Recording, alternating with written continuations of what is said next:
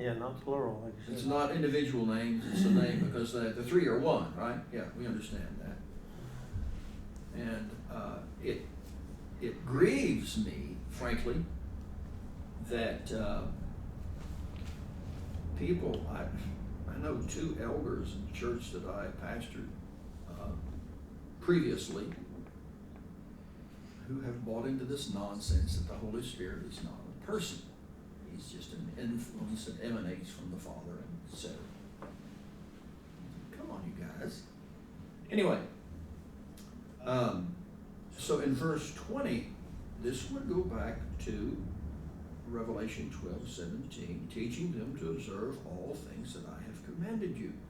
The reason why, that one of the reasons why the devil is so irate with God's people is that they're doing it, right? They keep the commandments of God. Anyway, if you have any thoughts, feel free. So, back to Revelation.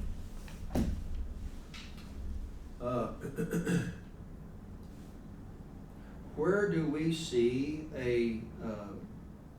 Revelation 13:1? He rises up out of the sea. He has 7 heads and 10 horns.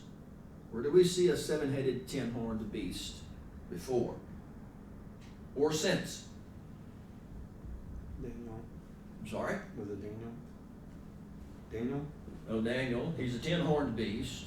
He doesn't have 7 heads, but the 7 heads that of the 4 beasts add up to 7. Anyway, yeah. If you turn the page back, or maybe on chapter 12, verse 3, Revelation 12 and verse 3. Another sign appeared in heaven. There's this great fiery red dragon, having no what? 7 heads and 10 horns. 10 horns. So they're very similar, aren't they? The sea beast and the dragon have the same number of heads and horns. If you turn the page to chapter 17, you find that in verse 3, this beast that's carrying the prostitute woman has, you guessed it, 7 heads and 10 horns. So there ought to be a significant amount of correlation and connection between the beast of chapter 12 and the sea beast of chapter 13 and this scarlet beast of chapter 17. Makes sense, right? They have 7 heads and 10 horns. So all of these are thoroughly connected. It's one of the wonderful things about the book of Revelation. All of these, this imagery is so thoroughly connected that if you try to separate them, and you just destroy the purpose and the message of the book. So the heads and the horns represent the powers that Satan has used in the past, using presently, and will use in the future to endeavor to accomplish his purpose. We won't get into the nitty-gritty of that. We'll talk about it more when we get to chapter 17 and stuff. But anyway,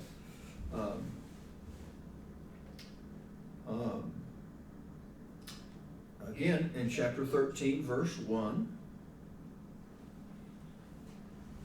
on his head's a blasphemous name.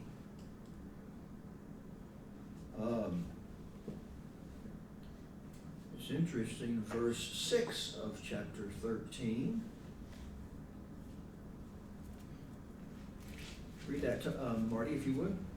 And he opened his mouth in blasphemy against God, to blaspheme his name and his tabernacle and them that dwell in heaven. So in verse 6, what and who does he blaspheme? Against God. God. What else? His name. His name, And his tabernacle. his tabernacle. And them that dwell in heaven. So it's all of heaven. It's a pretty thorough blasphemy, isn't it?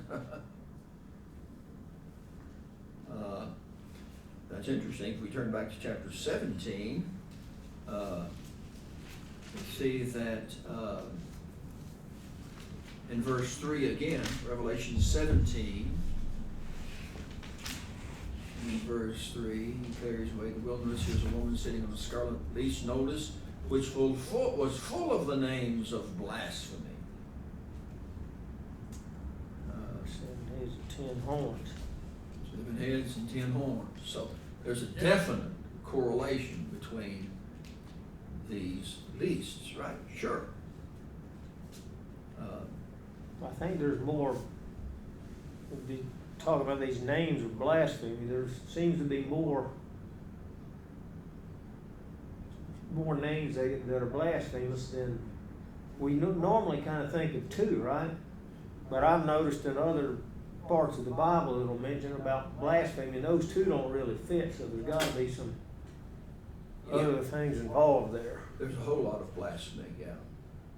And basically it's kind of, you know, what can we say? Blasphemy has to do with people or institutions or persons taking upon themselves the prerogatives of God, the divine.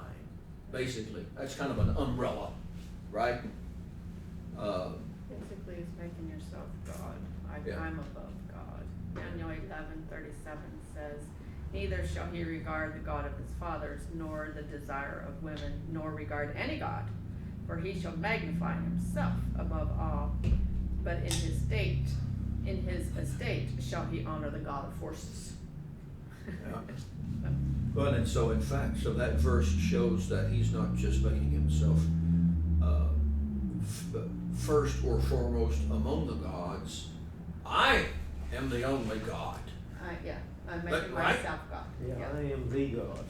And so there again, it's as we read Wednesday night in Isaiah, God says in many places, I am the only God. There is none else, and so on and so on. Yeah. So Satan has to counterfeit that too. Yeah. For every truth of That's God, you can mark it. He's got a counterfeit. And so this beast that rises up out of the sea is definitely someone to be dealt with.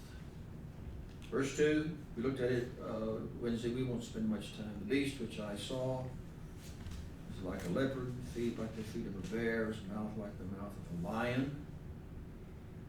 And the dragon gave him his power, his throne, and great authority.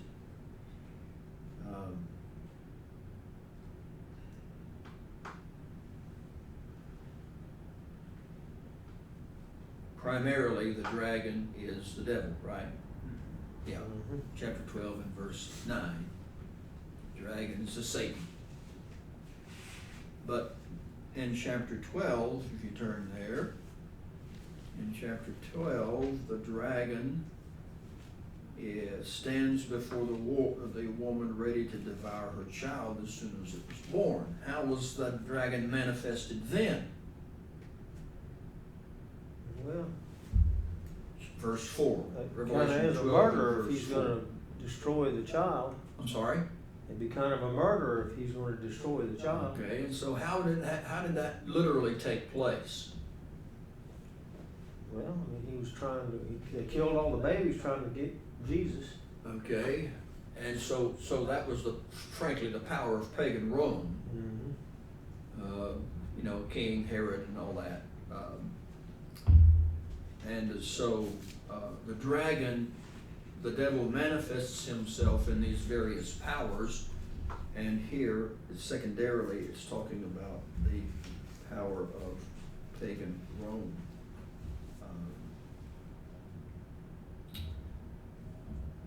So the sea beast, in endeavoring to imitate Christ, is the Antichrist.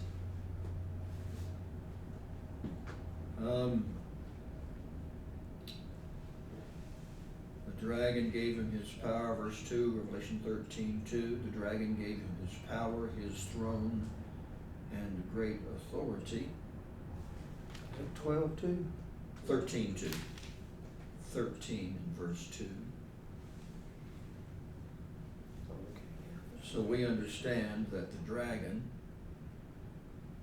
pagan Rome, gave over his power, throne, and authority to papal Rome. Historically, that is true, isn't it? And we could look at lots of historical aspects of that. And many, by the way, let's go back to 2 Thessalonians chapter 2 for a moment. 2 Thessalonians 2.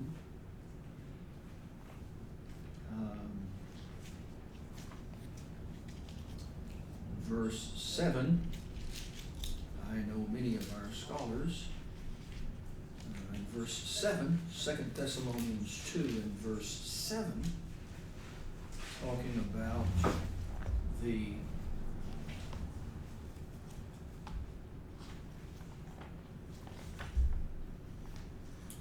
Second Thessalonians is maybe 15 or 20 pages before Revelation, Dr. Ron. Talking about the falling away, the man of sin, the son of perdition. Verse 4, who exalts in.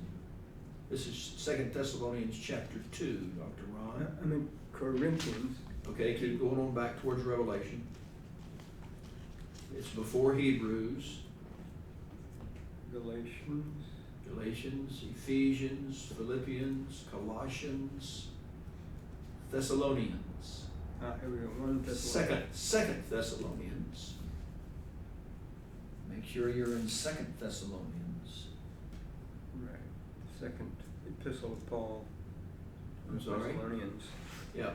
Chapter 2. Right.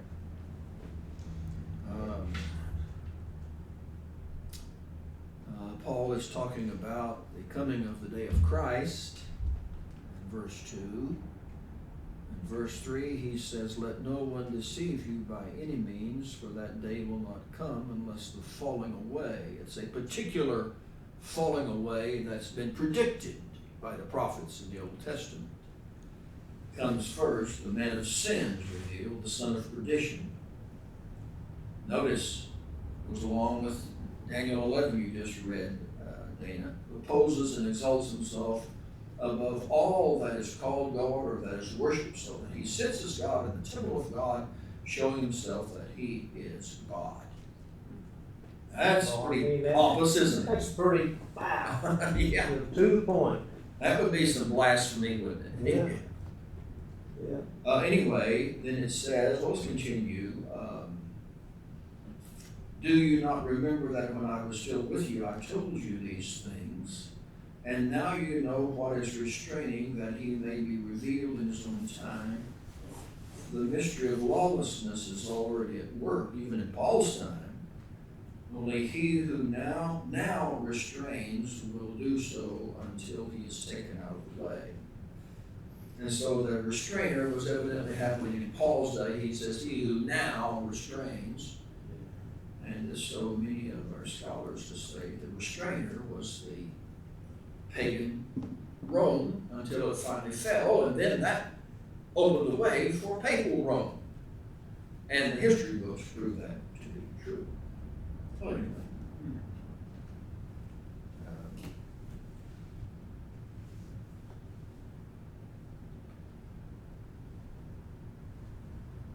You know, it's the same thing, this all kind of comes back to worldview. You know, as it talks about it, opposeth and exalteth himself, you know, calling God and all like this, because our mental picture is if somebody's doing that, they're sitting up there, no, God ain't the way, it's me, you gotta, but he's up there, he's kind of acting like our mental picture like God would act, so therefore we're just blind as a bat, can't see it. Mm.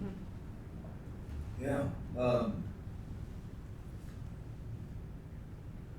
And so Revelation 13 teaches us that this power is an earthly, manifested as an earthly power who will claim to be God and to be exalted with the prerogatives of God. But behind the scenes, he's being manipulated.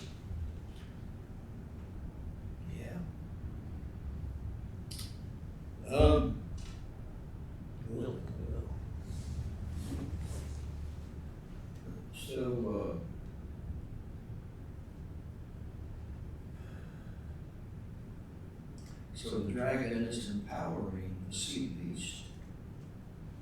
His throne, same place, city of Rome, and great authority. To do what? Well, let's see. Verse 3,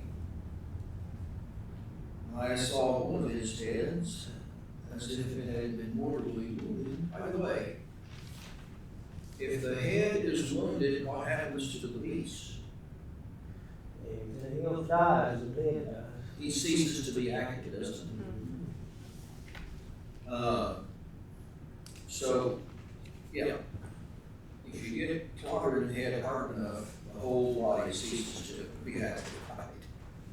Yeah.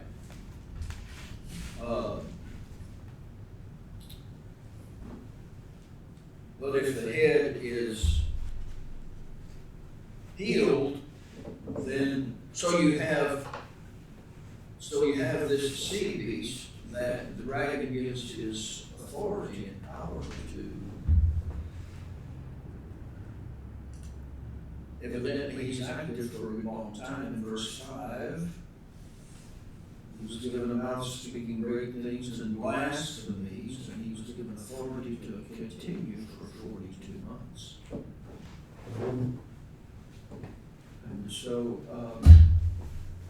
preterism and futurism do not fulfill these prophecies at all. They are counterfeits. God works in history, and we see him working here in the book of Revelation throughout history. And the reformers were right. The Protestant reformers were correct in their understanding of the Antichrist, because they were in the trenches, weren't they? Back there in the Middle Ages. And for over 1,000 years, they saw him at work. By the way, let me read something to you. Symposium on Revelation. Book 2. This is the Daniel and Revelation Committee series. They had 7 or 8 volumes. They had articles on all kinds of stuff. Anyway, it's just lots of information. Let's see.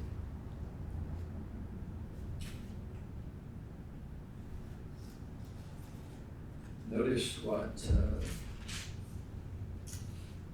these guys say.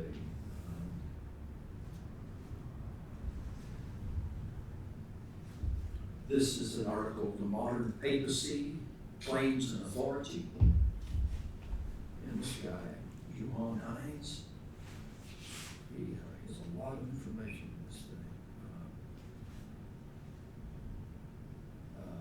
thing. Interesting.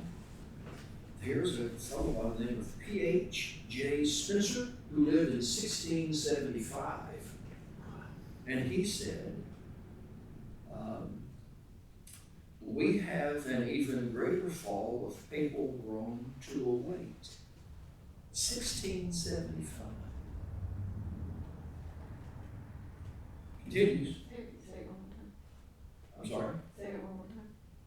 We have an even greater fall of papal Rome to await. 1675. That would be well into the Protestant Reformation, right? Pagan Rome. This is a papal. No, he's talking about papal Rome. We have an even greater fall of papal Rome to await. Okay. In other words, Martin Luther, 1545, right? So this is 125 or 30 years after that. And here this guy is predicting we have an even greater fall of papal Rome to await. Yeah, well, that's 130 years later that the Pope. Yeah, and then in 1798, the Second Christmas. But he knows he's speaking regarding he's speaking for the church, or he's speaking for the Protestants. I think he's just saying that This a greater fall of the papacy is coming. Exactly. Yeah. That's what I'm saying. Let me continue. P.H.J. Spencer himself, however, had foreseen something quite different for the future. 300 years ago, he wrote, quote, I am convinced that Roman Babylon will will again regain all of its previous power before the last judgment overtakes it. Bullseye. He knew what he was talking about. I fear that most of the nations, intimidated by its power and terrified by its brutality, will allow the yoke shaken off some 200 years ago to be laid upon them again. Wow! Yeah. This guy had some insight. It happened to be biblical insight. Totally amazing. So I go, wow. I'm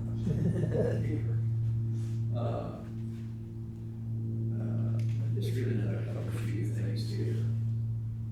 Regards the blasphemies, the infallibility of the Pope is the infallibility of Jesus Christ himself.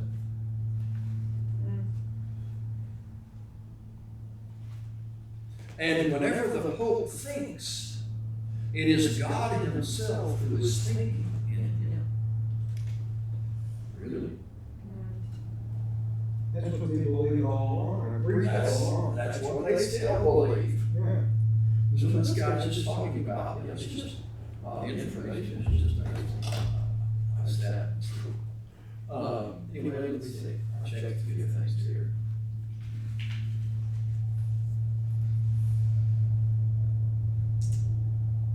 The Allies' victory in World War II and the rise of the USA to world power caused Pope Pius XII to set all of his hopes on America.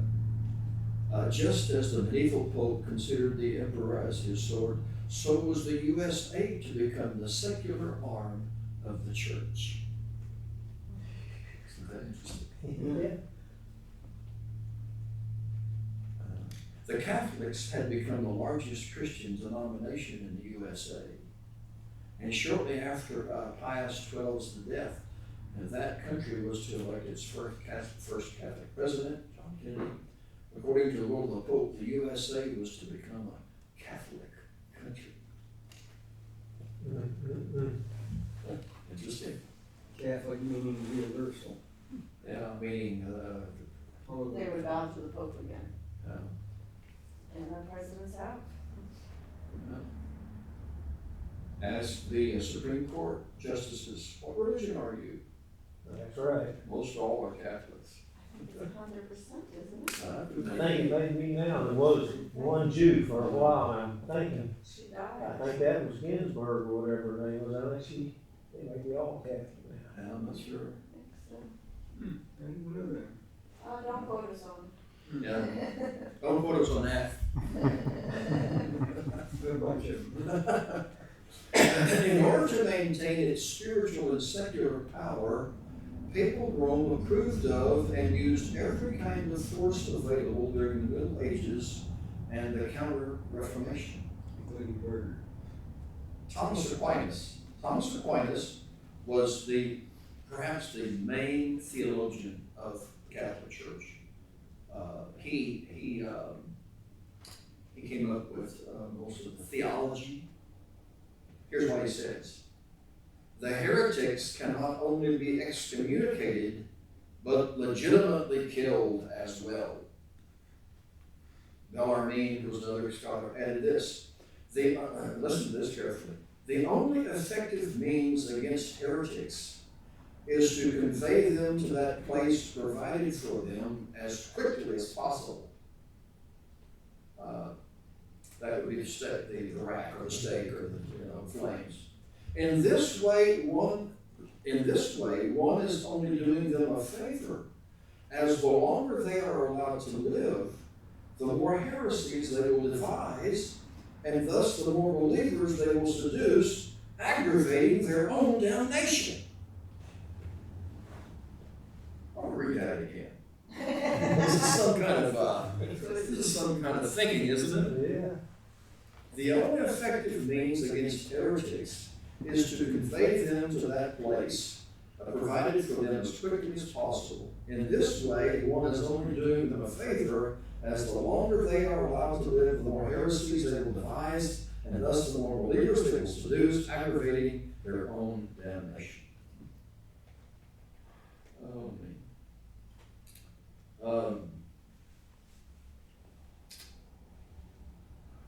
In 1864, Pius IX, in his syllabus, repudiated the separation of church and state, religious freedom, and the plagues of socialism, liberalism, and the Bible societies. Plagues. Not done yet. Full of jubilation, millions of people began to sing Paul Keller's papal hymn. Here's the papal hymn. You bearing the touch of truth, you caring for the Savior's flock, you with indefatigable hand raise up the cross over land and sea, you guardian lion in the sanctuary, honor, glory, and praise be to thee. This is the quote, right? Yeah. Holy Father, jewel of the church, the Lord be with thee. You, towering rock in the distress of the times, you constant spirit without fear and wavering. In defiance of the storm and lashing waves, you stand a firm tower in the seas. Holy Father, jewel of the church, the Lord be with thee.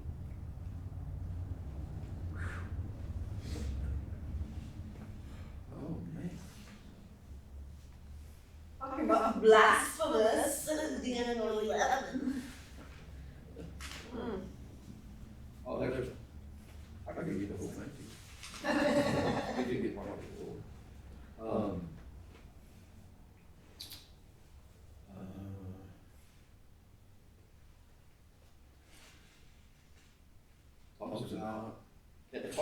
Begins to talk about the popes as they're moving closer and closer. So this was written and published in 1992. So that's 22 years ago. It's recent. No. 32. It's yesterday. 32 years ago. A lot has happened in 32 years, hasn't it? So we see, the point is, I think here is that, I read this stuff and I'm going, yeah, we are watching Bible prophecy fulfilling in our day and have been all of our lives. The healing of the wound of the sea beast has been taking place. Not fully healed yet, right? Because the healing will fully take place whenever the sea beast has full power, both religiously and politically. So anyway, yeah, I see.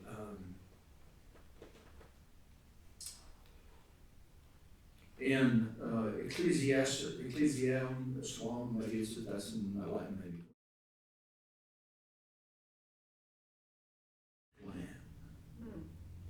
The world is arranged in the form of concentric circles around the middle point. The middle point, guess what, is the papacy. Is that a surprise? The middle point, I'm a little bit cynical here. The middle point is the papacy with the Roman Catholic Church. The first circle is composed of the rest of Christianity. The second circle, the world religions, and the third circle, all of humanity. The point of departure and reference is Rome, under whose moral authority and leadership the sick world is to be healed.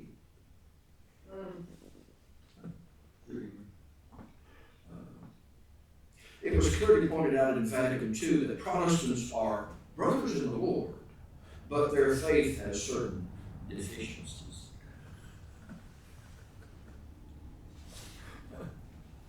They seek God in the Holy Scriptures, but only through the Catholic Church, which is the universal means of salvation, can one gain entrance to the full abundance of this means. So we're studying our Bibles, but we got to go back to the Catholic Church to get the real deal. Oh, man.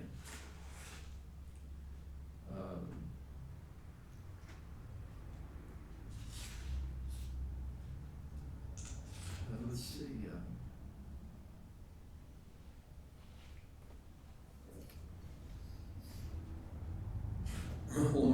This is John Paul II.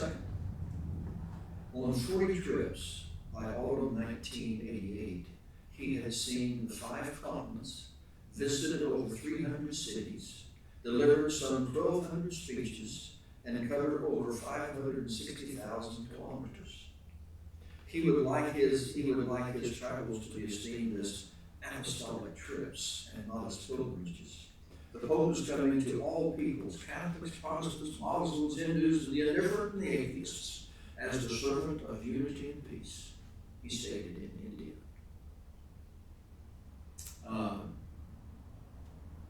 The one had to kiss Innocent III's feet, indeed even Pius XII, but today the Pope is kissing the grounds of the world. He comes not as a disciplinarian, but with a tender and mild attitude of the father of the family of man, basing his power on the authority of love. He wants to be the embodiment of the moral conscience of the world and the world's shepherd of those great concentric units already appealed to by his predecessor, Paul VI.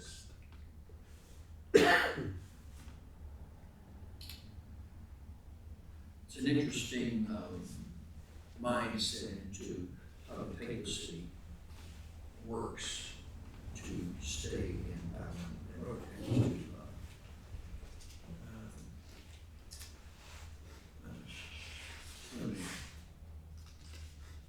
It's amazing to me to learn these things, that the craftiness of Satan has started in the beginning of time, but still percolating down to the end time. Almost ready to speak. Anyway, I'll stop there. So, just a few of that just fills in a lot of this stuff here in Revelation 13, that it's happening before our eyes.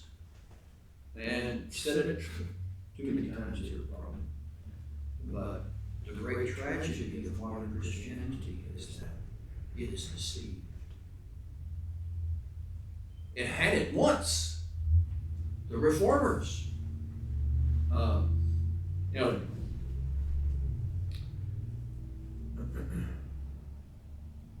So here in Revelation 13, verse 3, I saw one of its heads as if it had been mortally wounded. His deadly wound was healed. And so here's the beast. He's mortally wounded, but he has a miraculous resurrection, just like Jesus was mortally wounded and he had a miraculous resurrection. Yes? Sort of. Sort of, good answer. Well, I would say that any resurrection from the dead would be miraculous. Oh, yeah. Even Jesus. But It is, but what's cool about it, this one is as it were wounded. Right. As it wasn't. it also states that Jesus he can lay his life down, he can take it up again, and we Yeah. can't do that. That's right. That's right. So notice what happens as a result of the wound being healed. This is verse 3. All the world marvels and follows the beast. I have this, every time I read it, I have this, I saw online at some point years ago, whenever, when the Pope was in South America, they had set up these giant screens, probably 30 by 60 giant screens on the beach, about every mile or so. And you saw the multitudes gathered in front of these screens as the Pope was doing this thing or whatever. And it's just, wow, it's just totally amazing.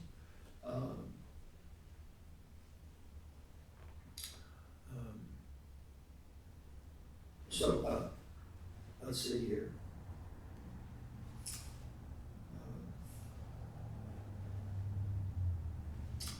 So notice it says, so what would the wounding, the healing of the deadly wound,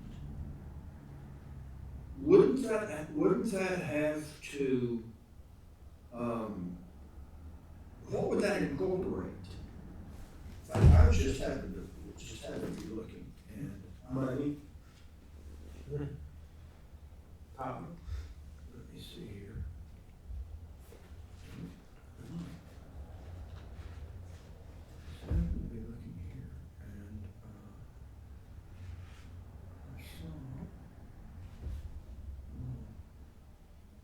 rescue me.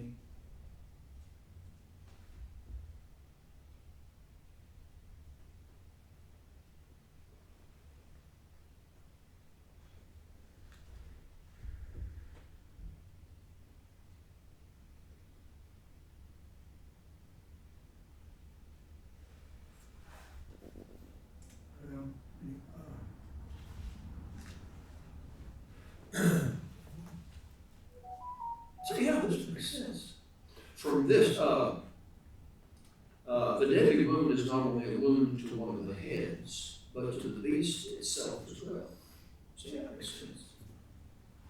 Therefore, the healing is not only the healing of the head, but of the whole beast as well. From this, one can conclude that the healing must exhibit several aspects. One, the mouth speaking great things, including blasphemy. The great power over all tribes, peoples, tongues, and nations. It makes sense. The war against the saints and its victory over them. The wonder and worship of the whole world. So all of these things are included in what it would mean for the deadly wound to be healed. Understand? Yeah.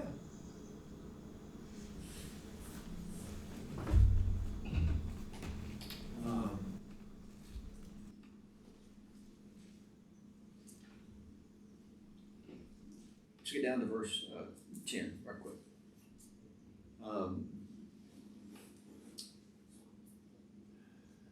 Verse 5, he's given, by the verse 4.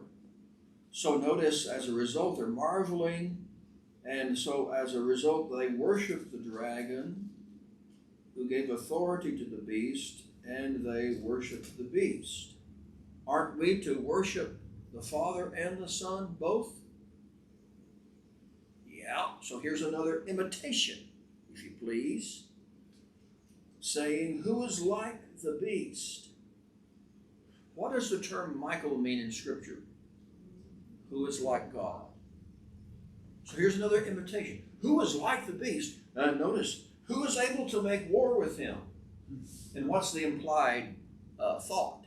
Nobody. Nobody can wage war against the beast because he's been revived and all this stuff. Hide and watch is all I can say. Yeah, but go back to Revelation 19 and you see things different.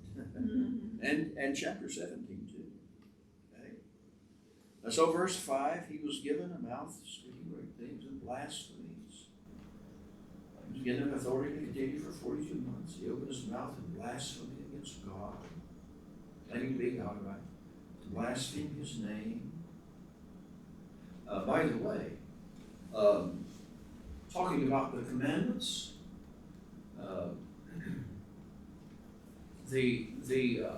the purpose of the sea beast is not only to destroy the fourth commandment, it's to destroy all of the first four commandments, because they all have to do with our relationship and our worship to God, right?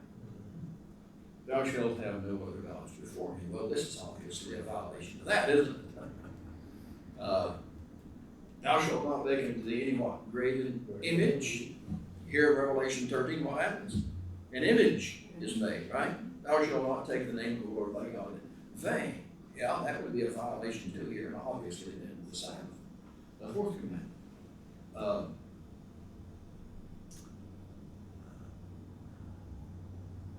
So he blasphemes his name, his tabernacle. How is the sea beast blaspheming God's tabernacle?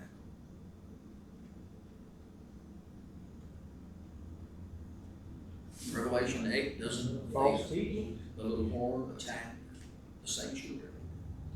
Everything about their sanctuaries is contrary to the sanctuary of God. Yeah. I mean, they have all these symbolisms that are similar. But it's total blasphemy. What they do, I mean, just for one example. God says, the dead should not come into the sanctuary. In the sanctuary of Catholicism, there's not one built, except it be upon dead bodies.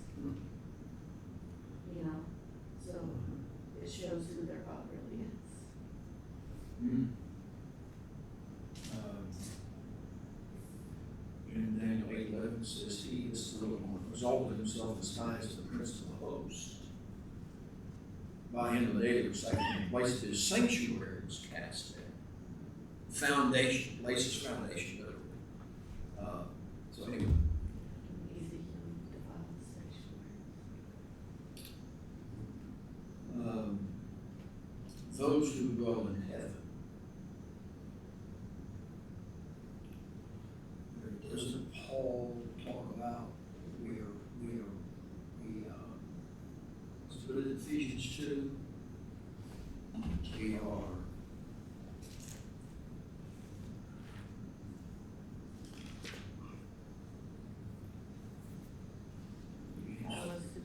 to and raise us up together and make us sit together in heavenly places. Christ Jesus. Other places talks about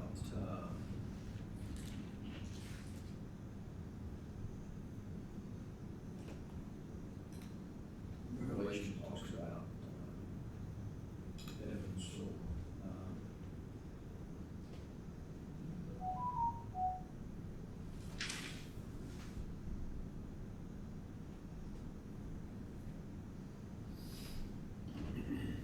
let's continue here.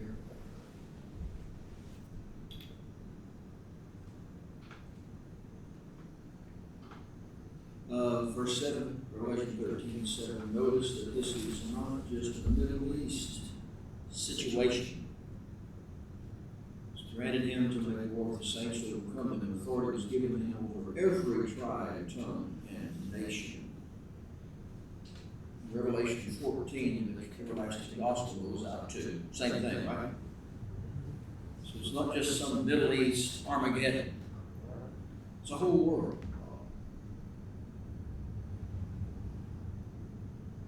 And notice, all who dwell, not in the Middle East, all who dwell on the earth will worship him, whose names have not been written in the book of life. So this would imply a judgment of the Lamb slain from the foundation of the world. So those who dwell on the earth in Revelation are those who have turned away from God, and their loyalties are with the sea beast.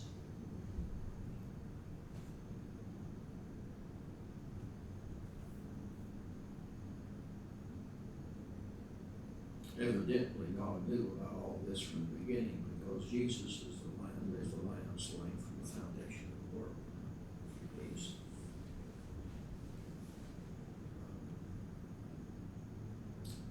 Verse 9, if anyone has an ear, let him hear. Where do we hear those words in Revelation?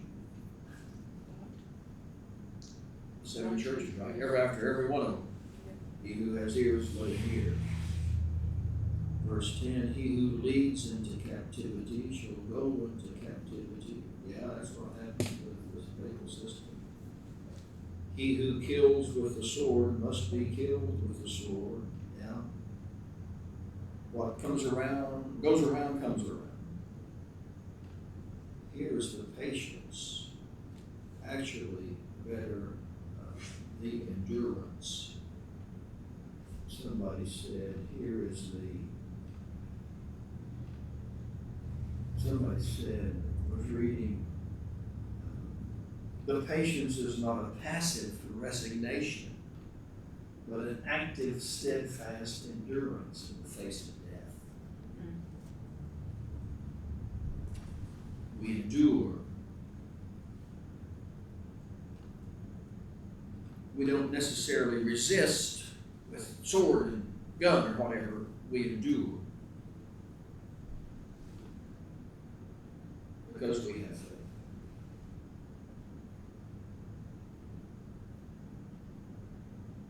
Let's stop there. Take a couple minutes.